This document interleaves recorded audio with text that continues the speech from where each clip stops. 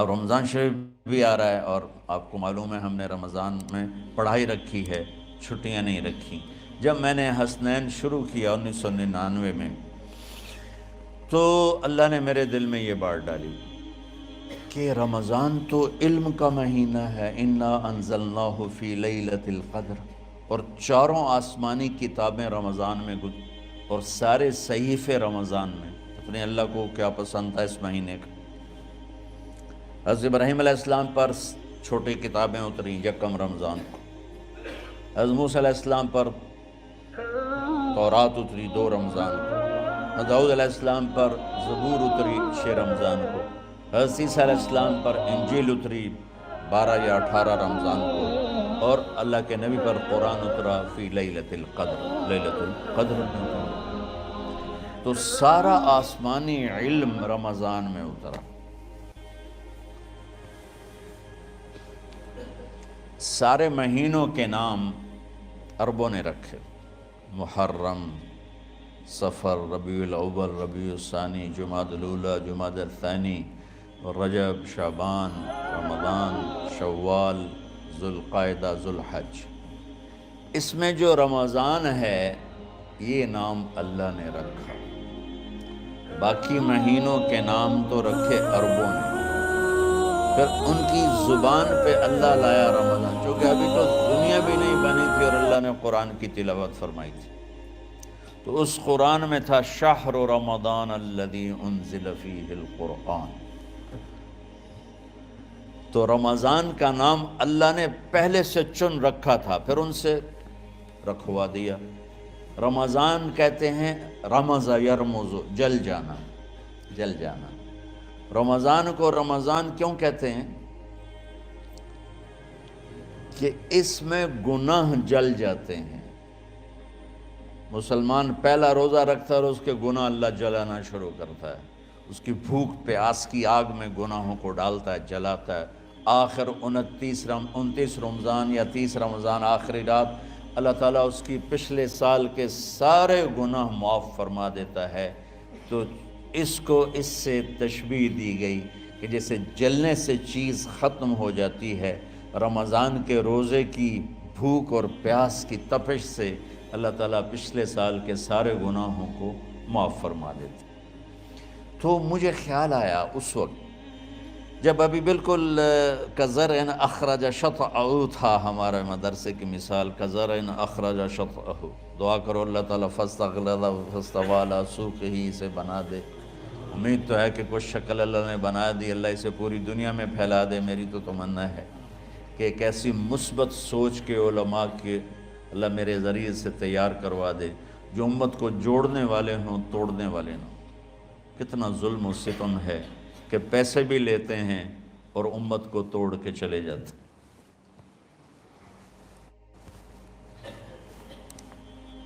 میں نے ایک خطیب سے کہا تم یہ منفی تقریریں کیوں کرتے ہو، تم مثبت کیوں نہیں کرتے؟ تھوڑی چیزیں ہیں بتانے کے لیے لوگوں کو جس پر سارے مسئلے، سچ بولو، کون سا مسئلہ کس کے خلاف کہے گا، محبت کرو، کس مسلک کے خلاف ہے یہ بات، ماں باپ کی خدمت کرو، رزق حلال کماؤ، شراب سے بچو، زنا سے بچو، جوئے سے بچو، سود سے بچو، رشوت سے بچو، جھوٹ سے بچو، ظلم سے بچو، ماں باپ کی نافرمانی سے بچو۔ یہ کتنی باتیں ہیں جو امت کو بتانے کی ضرورت۔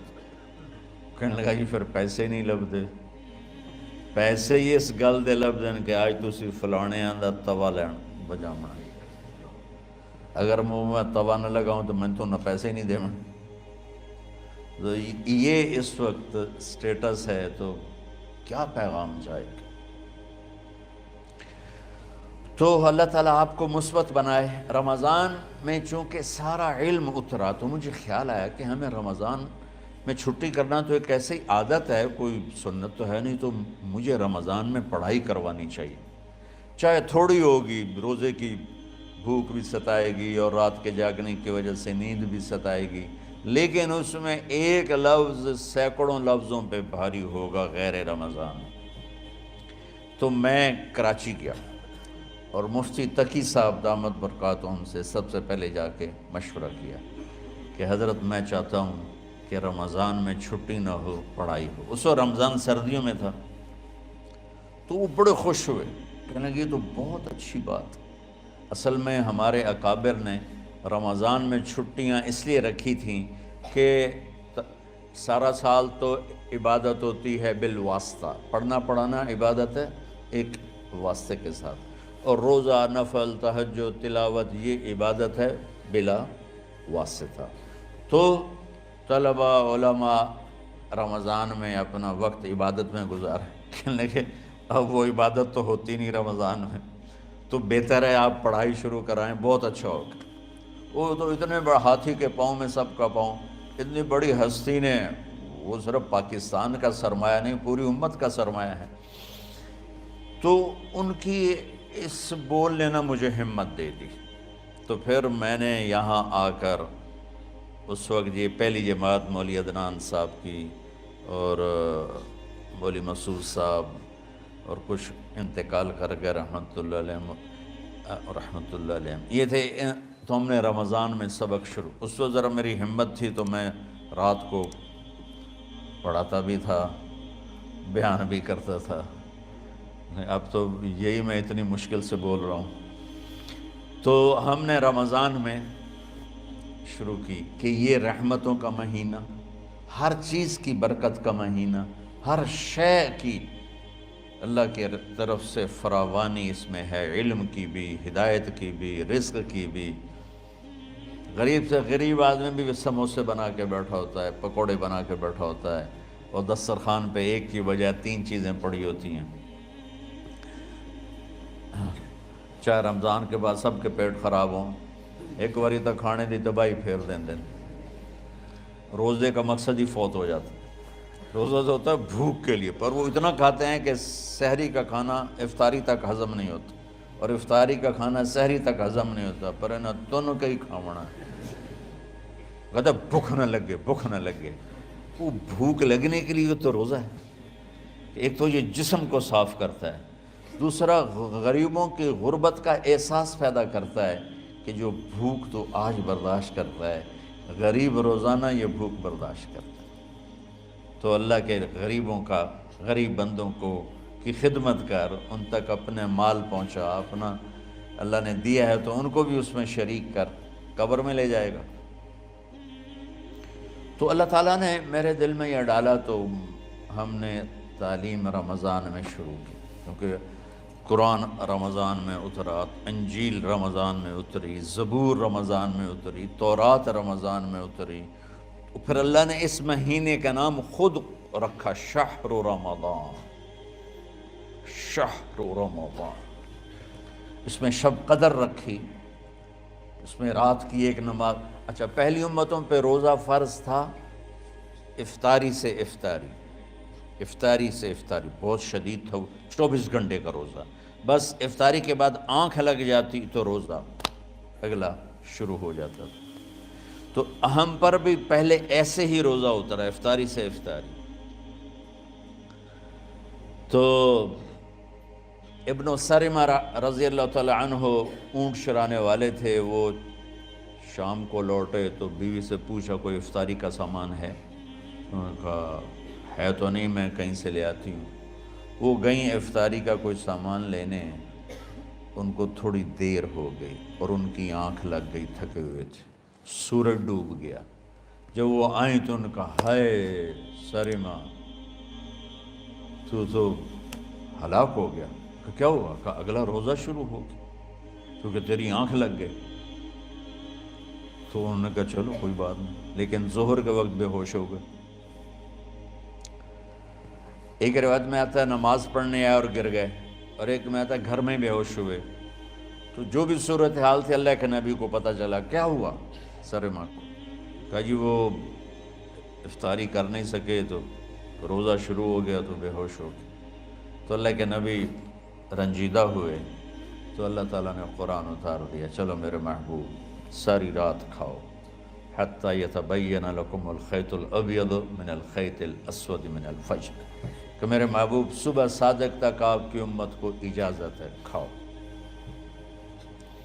پہلی امتوں پر افطاری سے افطاری، لیکن ان کی نماز تراویح نہیں تھی، تو ہمیں اللہ تعالیٰ نے دیا سحری تک، پوری رات۔ اچھا ایک صحابی آئے، یا رسول اللہ میں تو مارا گیا۔ آپ نے کہا کیا ہوا؟ کہا میرا روزہ تھا، میں بیوی کے پاس چلا گیا۔ آپ نے کہا تو پھر تو غلام آزاد کر، کفارہ دے۔ کہا جی میں تو خود غریب آدمی ہوں، غلام کہاں سے آزاد کروں، خریدنا پڑے گا۔ آپ نے کہا 60 مسکینوں کو کھانا کھلا۔ کہ میں آپ مسکین میں کنوں کھانا کھلاؤں؟ آپ نے فرمایا پھر آخری ہے کہ 60 روزے مسلسل رکھنے ہوتے ہیں جو کفارے کے ہوتے ہیں۔ وہ کہنے لگا ایک روزے چاہے کم کیتا ہے، 60 روزے اچ میں کی کروں گا؟ تو آپ نے فرمایا اچھا ٹھیک ہے بیٹھ جا۔ بیٹھ گئے۔ تھوڑی دیر ہوئی تو ایک انصاری صحابی کھجوروں کا ٹوکرا لے کر آیا، یا رسول اللہ یہ صدقے کی کھجوریں ہیں، تقسیم فرما دیں۔ تو آپ نے فرمایا بھائی وہ کدھر ہو؟ کہا جی بیٹھا ہوں۔ آپ نے کہا ادھر آ، یہ کھجوریں لے جا اور 60 گھروں میں تقسیم کر دے۔ سبحان اللہ، اللہ نے اس امت کو لاڈ لڈائے ہیں، یہ اللہ کی لاڈلی امت۔ عجیب واقعہ یہ، کہنے لگا یا رسول اللہ، اللہ کی قسم مدینے میں مجھ سے غریب کوئی نہیں، آپ ایسا کرو یہ میرا کفارہ مجھے ہی صدقہ کر دو۔ تو آپ اتنا ہنسے کہ یہ آخری دانت نظر آنے لگے۔ بہت کم ایسا ہوتا تھا، فَضَحِكَ حَتَّى بَدَتْ نَوَاجِذُهُ، ایسا ہنسنا آپ کبھی کبھی ہنستے تھے کہ آخری دانت پورا منہ کھل جائے۔ تو آپ اتنا ہنسے کہ آخری دانت تک نظر آنے لگے۔ تو آپ نے کہا اچھا جا لے جا تیرے واسطے، لیکن یہ صرف تیرے لیے اور کسی کے لیے نہیں ہے۔ تو جب ایسی خیانت ہوئی تو اللہ تعالیٰ نے دوسرا حکم بھی اتار دیا، باشروہن، کہ تمہارے لیے بیوی بھی حلال ہے، کھانا بھی حلال ہے جب تک صبح صادق نہیں ہو جاتی۔ لیکن اللہ نے ہمیں ایک نماز عطا فرما دی جس کو ہم آج صلاۃ التراویح کہتے ہیں۔ میرے نبی کے زمانے میں اسے قیام اللیل کہا جاتا تھا۔ تراویح کا نام کب پڑا اس کا تو مجھے پتہ نہیں، کہیں نہ کہیں لکھا ہوگا، لیکن صحابہ کے دور میں اس نماز کا نام تھا قیام اللیل۔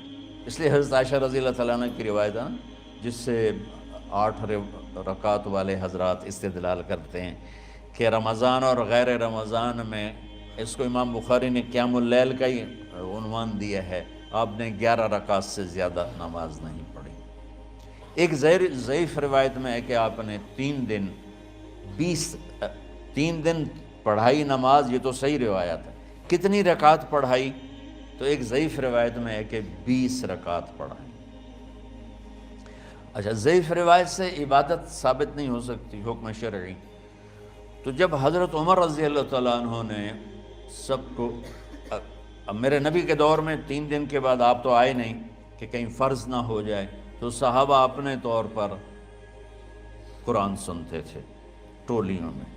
صدیقی دور میں 2 سال وہ فتنوں میں گزرا، تو اس میں بھی اسی طرح چلا کہ ٹولیوں میں ہوتے تھے۔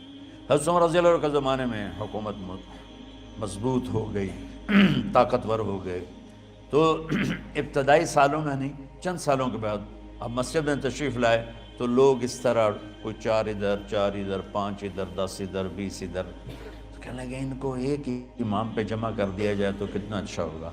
تو آپ نے سب کو اکٹھا کیا اور ابی بن کعب رضی اللہ تعالیٰ عنہ کو امام بنایا اور سب کو ایک نماز پہ جمع کر کے 20 رکعت کا حکم عطا فرمایا۔ تو حضرت عمر کا یہ عمل اس حدیث کو مضبوط کر دیتا ہے کہ چونکہ میرے نبی نے کہا علیکم بسنتی و سنت الخلفاء الراشدین من بعدی، کہ میری اور میرے خلفاء راشدین کی سنت پر مضبوطی سے عمل کرنا۔ تو حضرت عمر کا جو 20 رکعت طے کرنا ہے، اگر ان کا اپنا اجتہاد ہے تو بھی ہمارے لیے عمل کے لیے کافی ہے، اور اگر ان کو یہ یاد ہے کہ میرے نبی نے 20 پڑھی تھیں تو اور زیادہ اچھی بات ہے۔ لیکن بہرحال جو 8 پڑھتا ہے ہمارا اس پہ بھی کوئی اعتراض نہیں، چونکہ وہ بھی حدیث کے ساتھ بات کرتا ہے، اور باقی پوری امت 20 پڑھتی ہے، ان پر بھی اعتراض نہیں۔ میں ایک جگہ سے گزر رہا تھا، نماز کا وقت ہو گیا، اہل حدیث کی مسجد تھی، میں وہاں نماز پڑھنے چلا گیا تو ایک بہت بڑا اشتہار لکھا ہوا تھا، 20 تراویح ثابت کرنے والے کو 5 لاکھ روپے انعام۔ کہ کس قدر بے وقوفی ہے اور کس قدر احمقانہ یہ امت کی باتیں ہیں کہ 20 تراویح، سینکڑوں سال سے امت کا عمل 20 تراویح آ رہا ہے۔ تراویح کا نام جو پڑھا مجھے یوں لگتا ہے کہ اہل مکہ، یعنی اہل مکہ جو تھے نا، وہ 4 تراویح پڑھ کے ایک طواف کرتے تھے، تو وہ آرام کے لیے ہوتا، ترویحہ آرام، تھوڑی دیر کا آرام، تو 4 تراویح کے بعد ایک طواف کرتے تھے۔ وہ چھوٹا سا طواف 10 منٹ میں ختم ہو جاتا تھا، اور پھر 4 تراویح پڑھتے تھے، پھر طواف کرتے تھے، پھر 4 پڑھتے تھے، پھر طواف کرتے تھے۔ یہ صحابہ کے تھوڑے بعد کے دور کی بات۔ تو مدینے والوں کو پتہ چلا کہ مکے والے تو یہ کرتے ہیں، وہ کہنے لگے اساں کی کریے؟ انہوں نے کہا اسی 40 تراویح پڑھیں گے، 40 رکعت، وہ 40 رکعت پڑھتے تھے۔ تو نوافل میں کوئی سختی نہیں کہ بھائی 8 سے زیادہ نہیں پڑھنی، بدعت ہو جائے گی، اور 20 پڑھنا بدعت ہے، یہ سب جہالت کی بات ہے۔ اور یہ 8 پڑھ رہے ہیں یہ غلط ہے، یہ بھی حماقت کی بات ہے۔ جو صحیح حدیث سے دلیل پکڑ کے کوئی عمل کرتا ہو تو بھائیو اس سے بحث نہ کیا کرو، مناظرہ نہ کیا کرو، یہ بہت نادانی والی بات ہے۔ اور امت کا خلق لاکھوں کروڑوں انسانوں کا ایک عمل پہ جمع ہونا، یہ بذات خود اس کی طاقت کی ایک دلیل۔